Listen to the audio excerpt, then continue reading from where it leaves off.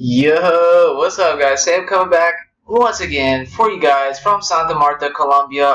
I have a story for you guys that I want to share with you guys today. It's something that happened to me relatively recently, and I wasn't too excited to jump on YouTube and tell this story because I do want you guys to feel safe traveling to Colombia and Peru and South America in general. But I also want to be real and straightforward with you guys. And so I had a negative experience happen to me in Medellín, and I wanted to talk about it with you guys. And specifically, I was almost kidnapped. Okay, so I can't say this with 100% certainty or accuracy, but let me share my story with you guys, and you guys can decide for yourself. But that's the personal conclusion that I came up with. And so this goes back to when I was back in Medellín. I had an apartment located right in the Unicentro, or right next to Unicentro in the downtown Conquistadores area.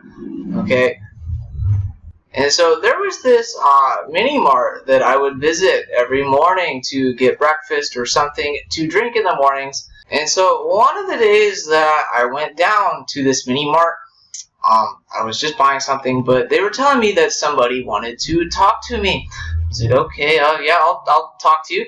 And so I sat down at a table outside of the mini mart, right? And then as soon as I sat down, I was crowded around by 3 people, right? I didn't know any of them, but I would imagine that they were affiliated with the mini mart that I would constantly be going to. And so they sat me down and they were talking to me, and they were just kind of asking why I'm here, what I'm doing. And so I told them, I'm working here and I work as a writer, and I also do a little bit of this and a little bit of that.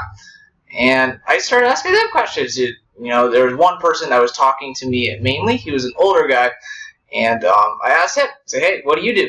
And he says, oh, I sell sponges for a living, but there's a lot of competition, so it's really hard, and I'm not making that much money. The whole time in the back of my head, I'm thinking, he sells sponges for a living. That's kind of strange, right? But we keep talking. We're talking about family, and he actually, long story short, he starts asking me how much money I have and how much money I make. And so, when somebody that I don't know asks me that sort of question, I kind of give them a lot. Just to be honest, said, yeah, I really don't make that much money. I have some money from savings, but I really only make $500 a month, which I guess in this case isn't exactly a lie, nor is that a ton of money in South America, and so I really wasn't concerned about it. But then he started asking me, oh, do you have family? How much money do your parents make? How much money does your brother make? And so these sort of questions really kind of got weird. It's like, why would somebody want to know what kind of or how much money people in my family and me are making? And so I wasn't really too concerned at the time because I wasn't really thinking about why he was asking these sort of questions. But then it got really weird, okay?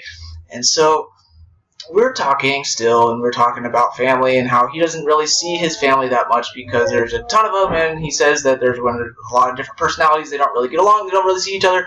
But it got to the point where, remind you, I was talking to 3 people, but one person mainly. The other 2 people were kind of just like sitting on the side listening.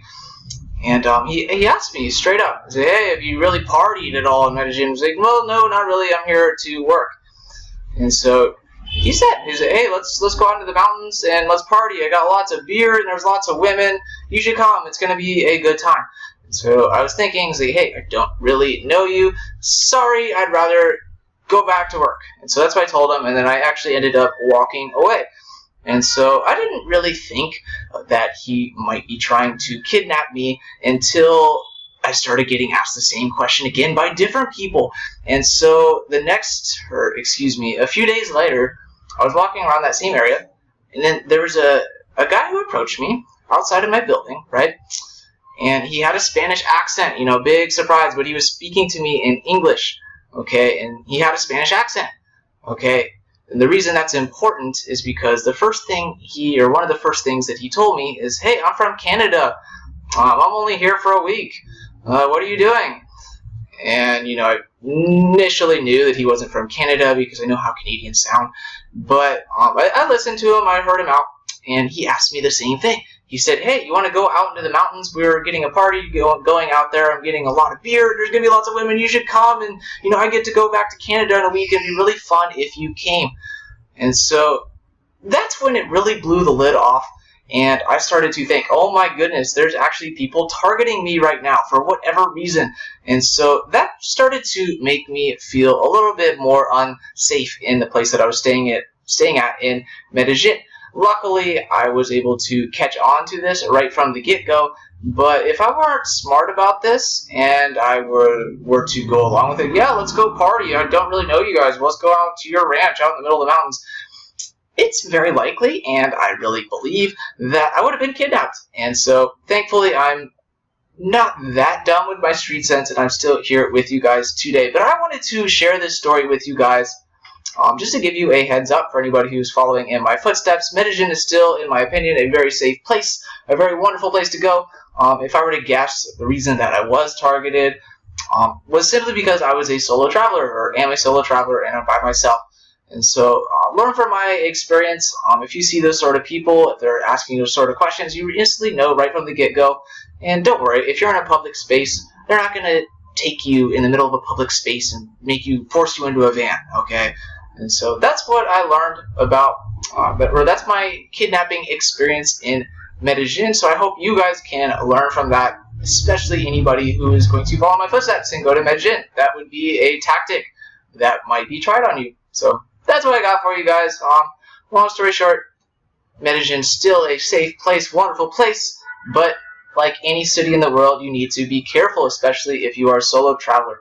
But that's all I have for you guys, and that is my Medellín kidnapping story. Hopefully I'll have something a little bit more happy next time. Peace.